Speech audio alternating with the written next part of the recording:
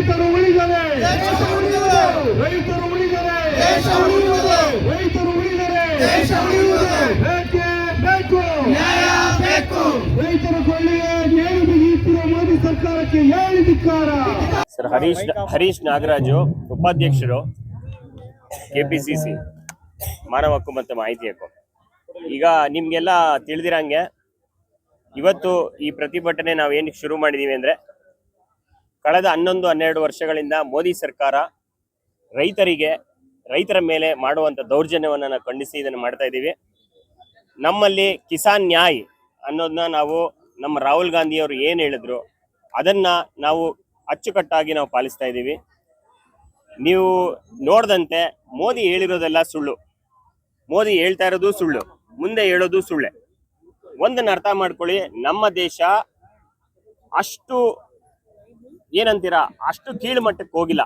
ನಮ್ಮ ರೈತರಿಗೆ ಇವತ್ತು ಅವರು ನೋಡ್ಕೊಳ್ತಿರೋಂಥ ಪರಿಸ್ಥಿತಿ ನೋಡಿದ್ರೆ, ಕಳೆದ 2020ರಲ್ಲಿ 3 ಕಾಯ್ದೆಗಳನ್ನ ತಂದು ಆ 3 ಕಾಯ್ದೆಗಳಿಗೆ ವಿರೋಧ ಬಂದಾದ್ಮೇಲೆ ಸಾವಿರಾರು ಜನಗಳು ಸತ್ತಾದ್ಮೇಲೆ, ನಿಮ್ಗೆ ಇನ್ನೊಂದು ಉದಾಹರಣೆ ಕೊಡ್ತೀನಿ.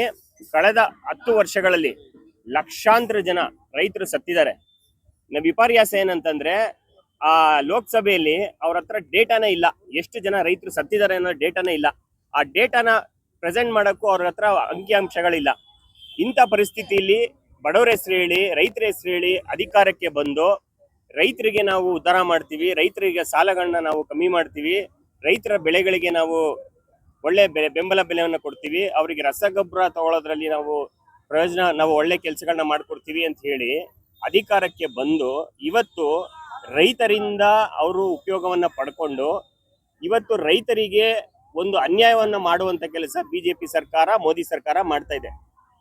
ಈ ನಿಟ್ಟಿನಲ್ಲಿ ಎಲ್ಲರೂ ಯುವ ಜನತೆ ಅರ್ಥ ಮಾಡ್ಕೋಬೇಕು, ಇವತ್ತು ರೈತರಿದ್ರೆ ಮಾತ್ರ ದೇಶ ಉಳಿಯಕ್ಕೆ ಸಾಧ್ಯ. ಸೊ ಈ ನಿಟ್ಟಿನಲ್ಲಿ ಯುವ ಜನತೆ ಎಚ್ಚೆತ್ತುಕೊಂಡು ಈ ಮೋದಿ ಸರ್ಕಾರಕ್ಕೆ ಮುಂದಿನ ದಿನಗಳಲ್ಲಿ, ಮುಂದಿನ ಚುನಾವಣೆಗಳಲ್ಲಿ ಅವ್ರು ಹೇಳೋದನ್ನೆಲ್ಲ ಕೇಳಿಸ್ಕೊಳ್ದಿರಾ ತಮ್ಮ ಪ್ರಜ್ಞೆಯಿಂದ ಅವರು ಯೋಚನೆ ಮಾಡಬೇಕು, ಮೋದಿ ಹೇಳ್ತಾ ಇರೋದು ನಿಜಾನ ಸುಳ್ಳ ಅಂತ. ಇಷ್ಟು ದಿನ ಹೇಳಿರೋದೇ ಸುಳ್ಳು ಅಂದಮೇಲೆ ಮುಂದೆ ಅವ್ರು ಹೇಳೋದು ಸುಳ್ಳೆ. ಇದನ್ನ ಅರ್ಥ ಮಾಡಿಕೊಂಡು ಮುಂದಿನ ದಿನಗಳಲ್ಲಿ ಬಿಜೆಪಿ ಸರ್ಕಾರನ ಕಿತ್ತೊಗಿಬೇಕು, ಕೇಂದ್ರದಲ್ಲಿ ನಮ್ಮ UPA ಸರ್ಕಾರ ಬರಬೇಕು. ಈ 60-70 ವರ್ಷಗಳ ಕಾಲ ನಾವು ಏನು ದೇಶವನ್ನ ಆಳಿದೀವಿ ಅಂತ ಹೇಳ್ತಾ ಇಲ್ಲ ನಾನು, ದೇಶವನ್ನ ನಾವು ಜನಸೇವೆಗೋಸ್ಕರ ಮುಡಿಪಿಟ್ಟಿದೀವಿ. ದೇಶಕ್ಕೆ ನಾವು ನಮ್ಮ ಪ್ರಾಣವನ್ನ ಬಲಿದಾನ ಕೊಟ್ಕೊಂಡು ನಮ್ಮ ನಾಯಕರು ಈ ದೇಶವನ್ನ ಉಳಿಸ್ಕೊಂಡಿದ್ದಾರೆ. ನೀವು ಯಾವುದೇ ಯುದ್ಧ ಪರಿಸ್ಥಿತಿಲೇ ಆಗ್ಲಿ, ಎಮರ್ಜೆನ್ಸಿ ಪರಿಸ್ಥಿತಿಲೇ ಆಗ್ಲಿ, ಜನರಿಗೆ ಒಳ್ಳೆಯದನ್ನ ಮಾಡುವಂತ ಕೆಲಸವನ್ನ ಮಾತ್ರ ಕಾಂಗ್ರೆಸ್ ಸರ್ಕಾರ ಮಾಡಿದೆ. ಕಾಂಗ್ರೆಸ್ ಇದ್ರೆ ದೇಶ ಸುಭದ್ರವಾಗಿರುತ್ತೆ, ಎಲ್ಲಾ ಜನರು ಸುಭದ್ರವಾಗಿರ್ತಾರೆ ಅಂತ ಹೇಳಿ ನನ್ನ ಮಾತು ಮುಗಿಸ್ತಾ ಇದ್ದೀನಿ.